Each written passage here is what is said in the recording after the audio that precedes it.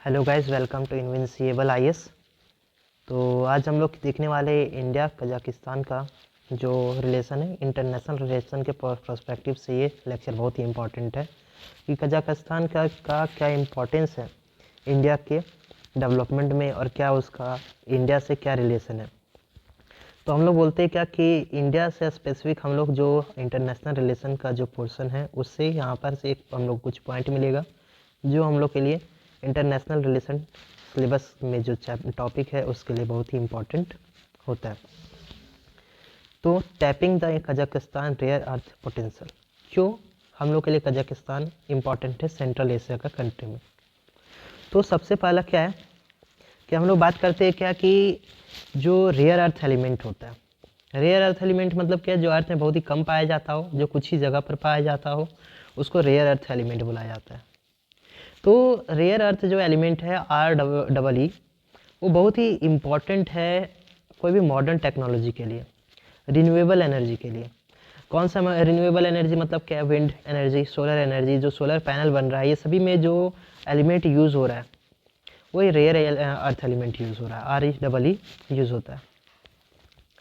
तो रिन्यूएबल ये जो क्या यूज़ होता है, इसका कहाँ यूज़ हो रहा है? इलेक्ट्रॉनिक डिवाइसेस में यूज़ हो रहा है जो इम्पॉर्टेंट है। जैसे हम लोग बोले क्या कि सिलिकॉन इम्पॉर्टेंट होता है, लिथियम इम्पॉर्टेंट होता है, ये सभी चीज़ इम्पॉर्टेंट है। तो उसी तरीक़ा से क्या होता है, ये सारा जो रेयर एलिमेंट है, वो रेयर अर्थ एलिमेंट है, वो बहुत ही इंपॉर्टेंट होता है। तो यहाँ पर क्या है कि ये इलेक्ट्रॉनिक डिफेंस इक्विपमेंट, कुछ डिफेंस के लिए इक्विपमेंट बन रहा है, तो उसमें भी ये रेयर अर्थ एलिमेंट बहुत ही इंपॉर्टेंट क्रूशियल रोल प्ले करता है। साथ ही साथ टेलीकम्युनिकेशन में भी यूज़ करता है। आज सिलिकॉन के कारण ही हम लोग देखने को मिलता है क्या कि हम लोग के आसपास में जितना कुछ है, जैसे मोबाइल हो गया, चिप हो गया, हर चीज़ सिलिकॉन में ही काम कर रहा है। आज हम आप जो ये वीडियो देख रहे हैं वो भी सिलिकॉन के कारण ही हो रहा है। तो उसके कारण ही टेक्नोलॉजी होता है, इसलिए बोला जाता है silicon is the most important. तो उसी तरीक़ा से रेयर अर्थ एलिमेंट में क्या क्या आ गया, लिथियम आ गया, और भी बहुत सारा एलिमेंट आता है। वो जो रेयर अर्थ एलिमेंट है वो सभी क्या है कि बहुत ही इंपॉर्टेंट रोल प्ले करता है इलेक्ट्रॉनिक डिवाइसेस बनाने के लिए, डिफेंस इक्विपमेंट के लिए और टेलीकम्युनिकेशन के लिए। इंडिया जो है कि जैसे कि हम लोग बोले कि चाइना, USA, इसके बाद इंडिया जो है सबसे थर्ड में सबसे बड़ा कार्बन इमिटर देश है। अब इतना ज़्यादा कार्बन इमिशन है तो हम लोग क्या है, प्लेज लिए हुए हैं। क्या प्लेज है हम लोग का? हम लोग खुद से यानी प्लेज लिए हुए कि खुद से हम लोग क्या करेंगे, 500 गीगावाट रिन्यूएबल एनर्जी हम लोग प्रोड्यूस करेंगे 2030 तक। मतलब 2030 तक हम लोग क्या है 500 गीगावाट का रिन्यूएबल एनर्जी में आ जाएंगे। हम लोग को यानी कि रोल है ना कि हम लोग कार्बन जीरो कार्बन का भी हम लोग प्लेज लिए हुए। कब तक लिए हुए आप यानी कमेंट कर सकते हैं, जिसका कमेंट होगा उसमें हम हार्ट यानी देंगे कि कितना साल में हम लोग जीरो कार्बन एमिशन का हम लोग वादा किए हुए हैं। तो हम लोग क्या है कि 2030 तक हम लोग 500 गीगावाट रिन्यूएबल एनर्जी हम लोग प्रोड्यूस करने के बारे में। अब ये रिन्यूएबल एनर्जी के लिए जो अगर हम लोग बोले जैसे रिन्यूएबल एनर्जी बनाए तो सोलर या विंड टर्बाइन के थ्रू हम लोग बनाएंगे, सोलर पैनल के थ्रू। तो हम लोग सोलर ग्रिड बहुत ही यानी कि चारों तरफ हम लोग उसको प्रमोट भी कर रहे हैं। तो उसके लिए क्या होता है, ये रेयर अर्थ एलिमेंट बहुत ही क्रूशियल है, बहुत ही इंपॉर्टेंट है। और सिंस क्या है कि इंडिया के पास 5th नंबर पे रेयर अर्थ एलिमेंट सबसे ज़्यादा है, लेकिन फिर भी हम लोग क्या है कि बहुत ही हैविली 60% जो हम लोग का रेयर अर्थ एलिमेंट है वो हम लोग चाइना से ही इम्पोर्ट करते हैं। तो सर हम लोग 5th नंबर पे रेयर अर्थ एलिमेंट हम लोग के पास है, यानी कि इतना होल्डर है, तो हम लोग क्यों नहीं यानी कि खुद से यानी उसका प्रोडक्शन करें? क्योंकि हम लोग के पास टेक्नोलॉजी उस तरीका का भी नहीं है, और इस कारण से भी हम लोग का उसको हम लोग फुल्ली क्या है कि उसका प्रोडक्शन नहीं कर रहे हैं। और हम लोग चाइना पे ही बहुत ज़्यादा डिपेंडेंट है। और चाइना में क्या मैक्सिमम ज़्यादातर रेयर अर्थ एलिमेंट मिलता है। इस कारण से चाइना क्या कि वर्ल्ड का एक हब है इस रीजन पे अगर हम लोग देखें तो हम लोग यहाँ पर देखेंगे क्या कि जो चाइना है वो क्या रेयर अर्थ एलिमेंट में क्या है बहुत ही इंपॉर्टेंट है। यही बता रहे चाइना क्या कि 60% जो है वो हम लोग जो इंपोर्ट करते हैं 60% चाइना से ही करते हैं। 5th लार्जेस्ट हम लोग होल्डर है रेयर अर्थ एलिमेंट का इंडिया, फिर भी हम लोग क्या 60% वहाँ से ले रहे हैं। और 500 गीगावाट हम लोग 2030 तक हम लोग प्लेस किए हुए हैं।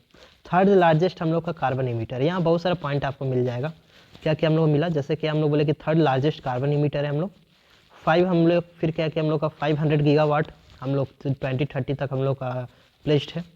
5th लार्जेस्ट हम लोग क्या हो जाएंगे कि रेयर अर्थ एलिमेंट का होल्डर है, यानी कि वर्ल्ड में हम लोग 5th नंबर पे आते हैं। और चाइना 60% हम लोग को इम्पोर्ट करता है, यानी कि हम लोग जो इम्पोर्ट है अगर रेयर अर्थ एलिमेंट में तो उसमें 60% हम लोग चाइना से ही आ रहा है। हम लोग बहुत ही ज़्यादा डिपेंडेंट है चाइना पे, और हम लोग जानते हैं क्या कि किसी एक कंट्री पे फुल्ली डिपेंडेंट होना सही नहीं है, और खासकर चाइना जैसे देश पे, जो क्या है कि जिसके साथ हम लोग का बहुत ही बिटर एक कड़वा एक्सपीरियंस है। हिंदी चीनी भाई भाई हम लोग समझते हैं, बट क्या है कि हम लोग जानते हैं कि 1962 का वार जो वॉर जो है उससे हम लोग समझ सकते हैं चाइना पे फुल्ली भरोसा करना सही नहीं है। तो अब क्या है, चाइना का मोनोपोली रेयर अर्थ पे बहुत ज़्यादा है। क्यों? क्योंकि यहाँ पर देखिए कुछ डाटा है, जैसे क्या डाटा है यहाँ पर, क्या हम लोग बोले कि हम लोग यहाँ देख सकते हैं क्या कि जो चाइना है वो टोटल जो रेयर अर्थ एलिमेंट है उसका 1/3 जो है होल्ड किसके पास है, चाइना पास। मतलब अगर 3 पार्ट है तो उसमें से 1 पार्ट चाइना के पास है फुल्ली, मतलब पूरा वर्ल्ड में 3 पार्ट में से 1 पार्ट चाइना के ही पास क्या है कि इसका होल्ड है रेयर अर्थ एलिमेंट का। बहुत बड़ा एक चंक चाइना के हाथ पे। चाइना जब चाहे किसी का भी क्या हो सकता है, इस मामले पे क्या कर सकता है कि कंट्रोल कर सकता है इस पर। और ये क्या होता है, 70% जो प्रोडक्शन है यही करता है रेयर अर्थ एलिमेंट का। मतलब वर्ल्ड का 70% प्रोडक्शन अगर ये कर रहा है तो किसी भी कंट्री को क्या कर सकता है, इस मामले पे झुका सकता है अपने नीचे, क्योंकि अगर फुली एक ही कंट्री पे डिपेंडेंट है तो वो उसका फ़ायदा उठा सकता है। इसका क्या इसी कारण से बहुत ही लेवरेज लेता है, स्ट्रैटेजिक लेवरेज लेता है, सिंस उस पोजीशन वो उसका जियोग्राफिकल लोकेशन वैसा था जिसके कारण वहाँ पर बहुत सारे रेयर अर्थ एलिमेंट है, लेकिन उसका वो लिवरेज लेता है सप्लाई चेन में, यानी कि उसका क्या है, सप्लाई चेन में डोमिनेंस है। ये हम लोग को देखने को मिल रहा है। नेक्स्ट हम लोग क्या, इंडिया पे क्या इम्पैक्ट पड़ता है। अब इंडिया क्या है, अगर फुल्ली डिपेंडेंट हो जाता है चाइना पे तो एक रिस्क है। क्यों? क्योंकि इंडिया चाइना का जो रिलेशन है उतना बेहतरीन नहीं है अभी, डिस्पाइट किया कि हम लोग का जो क्या कि हम लोग का कुछ रिलेशन सुधरा है, बट हम लोग फुल्ली रिलाई नहीं कर सकते चाइना पे, फुल्ली उस पर क्या कि हम लोग उस पर भरोसा नहीं कर सकते। तो कभी भी क्या है, छोटा सा भी क्लास होगा तो हो सकता है कि सप्लाई चेन में जो रेयर अर्थ एलिमेंट का जो सप्लाई चेन है उसमें क्या है डिसरप्शन कर दे वो। और क्या है कि जैसे क्या कि और डिसरप्शन करेगा तो किस पे इम्पैक्ट करेगा, critical sector, electronics, electricity, defence में, और क्लीन एनर्जी, ये सभी पे क्या है वो बहुत बड़ा एक झटका दे सकता है जब चाहे तब। इसलिए हम लोग किसी एक कंट्री पे फुली डिपेंडेंट होना सही नहीं है, और खासकर इस तरीके का क्रूशल चीज़ पे जो डिफेंस हम लोग जिस चीज़ के लिए सबसे इम्पॉर्टेंट है वो। फिर हम लोग क्या देखेंगे कि ग्लोबल हम लोग का जो देखने को मिलेगा कि जो रसिया और यूक्रेन का जो वॉर हुआ, रसिया और यूक्रेन वॉर होने के कारण भी क्या होता है कि जो एक तरीका का सप्लाई चेन है वो डिसरप्ट हो गया, रेयर अर्थ एलिमेंट का जो सप्लाई चेन है वो डिसरप्ट हो गया, किसके कारण, रसिया और चाइना का वॉर के कारण। तो ये एक भी बड़ा प्रॉब्लम राइज हुआ यहाँ से। फिर अब हम लोग आगे बढ़ते हैं कि इसके बाद फिर क्या है कि कजाकिस्तान को हम लोग क्या कर सकते हैं, कजाकिस्तान को हम लोग एक अल्टरनेटिव की तरह देख सकते हैं। क्यों अल्टरनेटिव की तरह? क्योंकि एक स्ट्रैटेजिक इंपॉर्टेंट है, हम लोग का एक क्लोज अलाई है, हम लोग के साथ क्या उसका रिलेशन बहुत ही अच्छा है। ठीक है, किसका, कजाकिस्तान का। ये हम लोग का क्लोज अलाई है इंडिया के साथ, अरे की पार्टनर है ये, और ये कनेक्ट करता है क्या सेंट्रल एशिया से कजाकिस्तान का, यानी कि जो कनेक्शन हम लोग कनेक्ट कर सकते हैं कजाकिस्तान के थ्रू सेंट्रल एशिया, रसिया, इसके थ्रू। और साथ ही साथ क्या हो जाता है कि एक हम लोग बोलेंगे INSTC, मतलब क्या, international north south transport corridor. ये भी यानी कि एक बहुत अहम भूमिका निभाएगा, जिससे कि हम लोग कजाकिस्तान के थ्रू हम लोग क्या करेंगे, हम लोग जो रिसोर्स है वो ले सकते हैं। क्योंकि कजाकिस्तान में जो रेयर अर्थ एलिमेंट में 17 जो रेयर अर्थ एलिमेंट है वो 15 रेयर अर्थ एलिमेंट कजाकिस्तान में ही है, मतलब 17 में से 15 तो रेयर अर्थ एलिमेंट कजाकिस्तान में मिल जाता है। तो एक बहुत ही यहाँ पर बेनिफिट है। और इसके थ्रू क्या होता है कि जैसे हम लोग देखिए क्या कि हम लोग का जो ये INSTC, तो वो क्या होता है, वो एक रास्ता है जो कनेक्ट करता है हम लोग क्या कि इंडिया से ईरान को, अजरबैजान को, रसिया को, और सेंट्रल एशिया और यूरोप सबको कनेक्ट करने वाला एक रास्ता है। तो INSTC क्या है, तो एक तरीका का ये ट्रांसपोर्ट के लिए क्या एक कॉरिडोर है, जिसका नाम ही है international north south transport corridor. तो इंडिया से कनेक्ट करता है सबको, तो ये बहुत ही इंपॉर्टेंट है।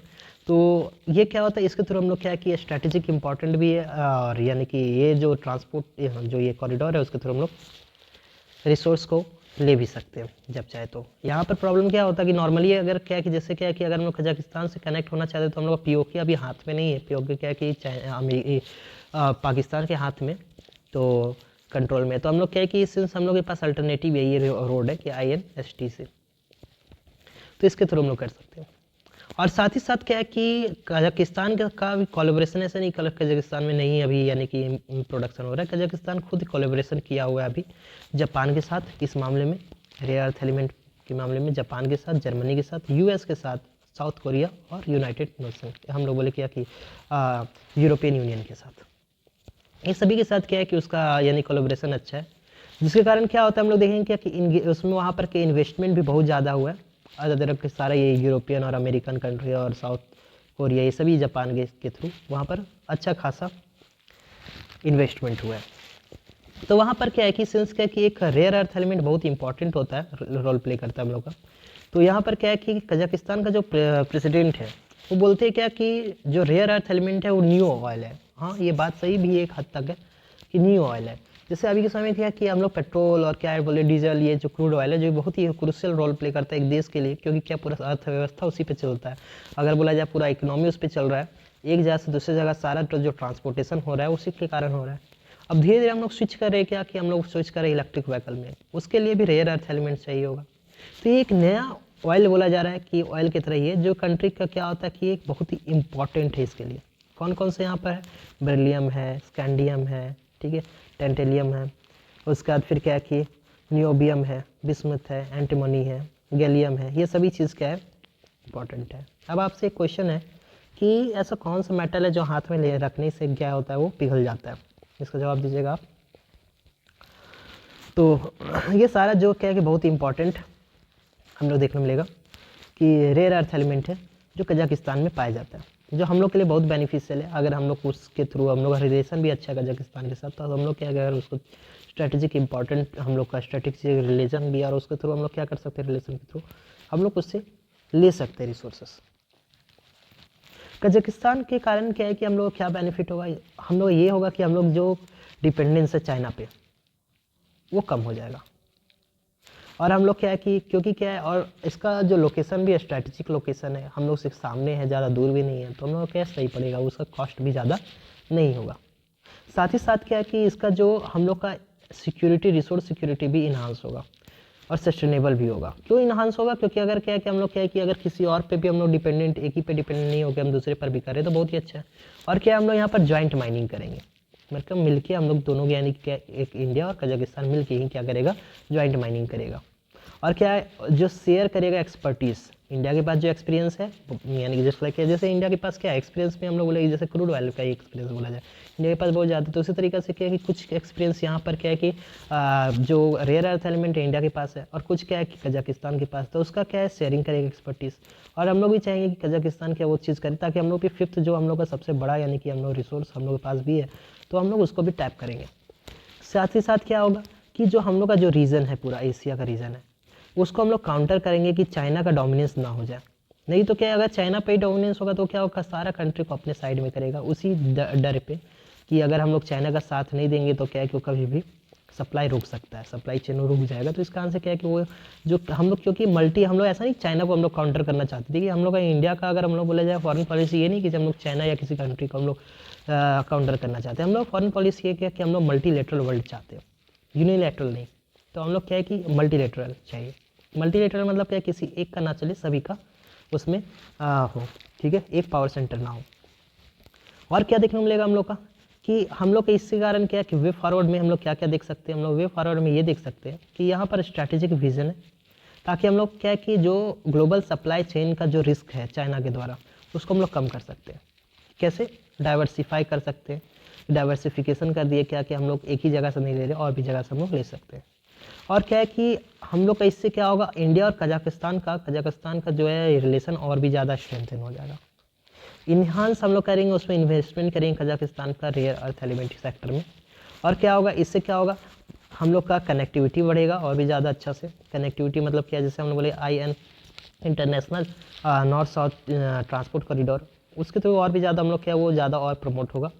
साथ ही साथ टेक्नोलॉजी और भी बेहतर हम लोग डेवलप कर सकते हैं इस तरीक़ा से, क्योंकि जब क्या है कि एक साथ काम करेंगे तो क्या होगा, शेयर करेंगे टेक्नोलॉजी, तो और भी ज़्यादा बेहतर होगा। और क्या हो जाएगा कि इंडिया का प्लान है कि 4% इंक्रीज़ कर देगा, 400% इंक्रीज़ कर देगा रेयर अर्थ एलिमेंट का माइनिंग का आउटपुट, कहाँ पर इन्वेस्ट करके। और इससे क्या पूरा इंटायर जो सप्लाई चेन है वो क्या हो जाएगा, सही हो जाएगा। तो ये इंडिया का प्लान है कजाकिस्तान के साथ, और जो ये बहुत ही इंपॉर्टेंट है, क्रूशियल है। इसलिए क्या है कि हम लोग बोले इंडिया और कजाकिस्तान का यानी कि पार्टनरशिप, और बोला जाए जैसा बोला जाए, या बोला जाए कि हम लोग का सेंट्रल एशिया के साथ क्या रिलेशन और क्या इंपॉर्टेंस है सेंट्रल एशिया, तो ये हम लोग बोल सकते हैं इस पॉइंट में कि हम लोग का सेंट्रल एशिया हम लोग के लिए इंपॉर्टेंट रोल प्ले करता है। साथ ही साथ यूनाइटेड नेशन भी ये सभी के साथ अच्छा रिलेशन है, तो हम लोग का क्या है यूनाइटेड नेशन भी ये सपोर्ट भी करता है कि हम लोग का यूनाइटेड नेशन में परमानेंट सीट के लिए सभी कंट्री। तो ये क्या है GS2 के लिए भी इंपॉर्टेंट है। GS2 में रेयर अर्थ एलिमेंट के, क्रिटिकल और रिन्यूएबल एनर्जी है सबके लिए।